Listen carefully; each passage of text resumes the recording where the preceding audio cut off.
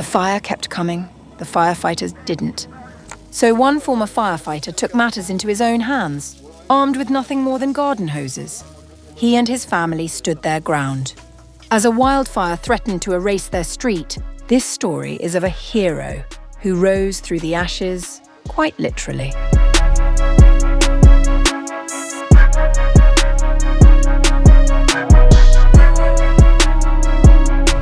He had fought fires for a living once. On the night of July 23rd, he fought one more, this time for his own street. As wildfire tore through the Cap Ferret peninsula in southwest France, Ludovic Pollet refused to leave. With his wife on one side of the house and his son Patchy on the other, each holding a hose, he stood his ground as flames crept toward a small subdivision of 15 homes on the edge of the forest. We spent a horrible, stressful night.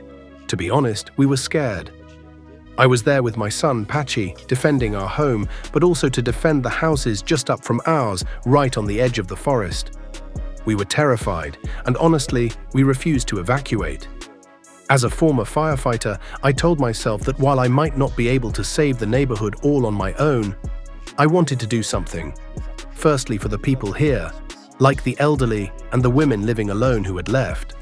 By morning on July 24th, the toll of that night was visible in blackened ruins nearby.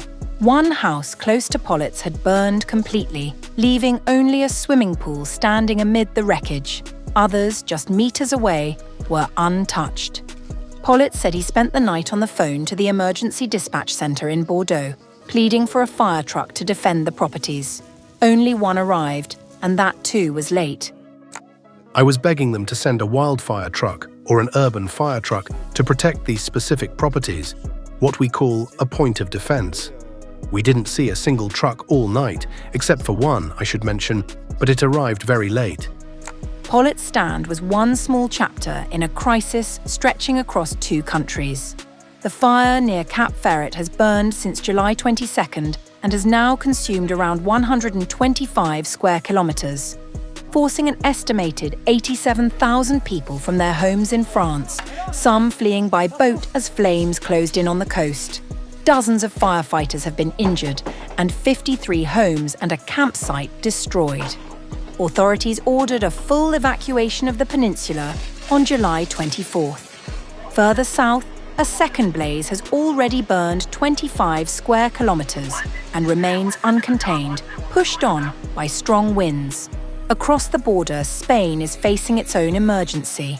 Fires west of Madrid have merged into one, scorching 30 square kilometres in what the region's president has called the worst blaze in the capital's history. Northwest of the city, a separate fire in Avila has consumed 90 square kilometres, forcing another 1,500 residents to flee. In my 60 years, I have never seen something like this in my village. I have never seen fire of these dimensions. Spain has declared a national wildfire emergency for the first time, with more than 1,140 square kilometres burned so far this year, over 5 times the total recorded by this point in 2025. In the south, a fire earlier this month killed 13 people, the country's deadliest in recent memory. Both nations have turned to the European Union for help. France is expecting aircraft and helicopters from Croatia, Portugal, the Czech Republic and Slovakia, while Italy and Greece are sending water bombers to Spain. In Sicily, fires fanned by temperatures above 40 degrees Celsius have already claimed the life of one firefighter.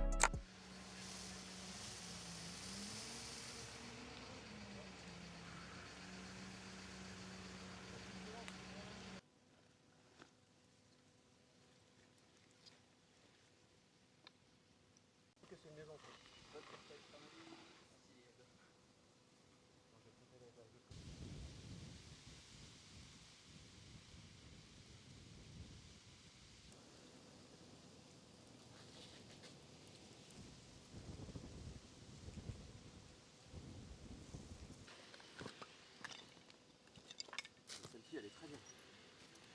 Regarde celle-ci comme elle...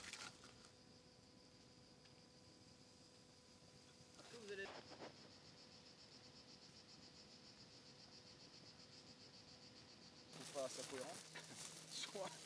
Soit on met un camion, ça suffit. Hein. Ou alors un camion avec une lance et les gens ils s'en vont et moi je le fais. C'est aussi simple que ça. C'est le problème. On est plus adapté. La végétation, le pain a été mis en 1800 avec... C'est bon pour moi, Manu. Je te laisse faire ton petit truc. Merci. Hein. Merci à vous d'être venus. Alors on a passé une nuit horrible, stressante. Pour être franc, on a eu peur. J'étais avec mon fils Pachi à côté pour défendre notre maison et en même temps défendre les maisons qui sont juste avant la nôtre et en lisière de forêt.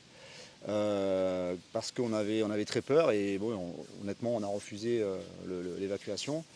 Étant ancien pompier, je me suis dit, bon, je ne vais peut-être pas sauver tout seul moi-même le quartier, mais je voulais faire quelque chose.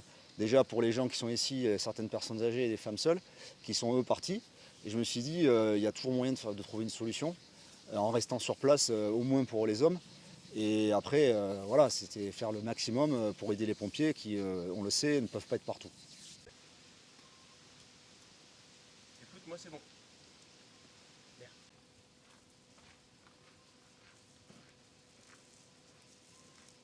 Alors moi j'ai ma maison qui est au milieu du lotissement en fait, qui contient 15 maisons et j'ai dit à mon fils Pachi de sortir un tuyau sur le flanc gauche de ma maison, ma femme sur le flanc droit de la maison, donc 2 tuyaux d'arrosage en protection. Et donc j'évaluais la vitesse du feu qui était au niveau de la piste derrière vous et je m'apprêtais voilà, à tout moment à faire quelque chose, à combattre et en même temps je harcelais le 18 à la salle opérationnelle à Bordeaux pour prier qu'il m'envoie un camion feu de forêt ou un camion ici urbain en défense de points sensibles, parce qu'ici les maisons c'est ce qu'on appelle une défense de points sensibles. On n'en a pas vu un seul de la nuit, sauf un, je vais le dire, mais très tardivement parce que j'ai vraiment exagéré pour en avoir un. Et ça me semble cohérent parce qu'ils ont sauvé ces gens-là à 4, plus moi et mon fils. On a sauvé 4 maisons.